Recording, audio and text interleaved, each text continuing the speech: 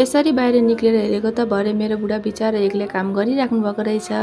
अनि अस्ति चाहिँ हामीले आलस उखालेको थियौँ, अनि सुकिसकेको त आलस चाहिँ, अनि मेरो बुढाले चाहिँ तिरपाल ओछ्याएर आलस चाहिँ मजाले मिलाएर राखिराख्नु भएको रहेछ। अनि मैले पनि सघाइदिएँ अलिअलि मेरो बुढोलाई।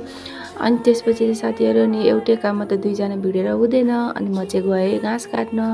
अनि पहिला चाहिँ मलाई घाँस काट्नु पर्दैन थियो साथीहरू, पछि म काट्दिनँ थिएँ क्या, मलाई आउँदैन पनि थियो नि त। अनि मेरो सासू मम्मीले नै काट्नुहुन्थ्यो घाँस। अनि मेरो सासू मम्मी चाहिँ बाहिर गएदेखि चाहिँ अनि मैले काट्न थालेको छु। अनि म चाहिँ माइजू सासूसँग जान्छु घाँस काट्न साथीहरू, किनभने मलाई चाहिँ घाँस काट्न आउँदैन र म चिन्दिनँ पनि।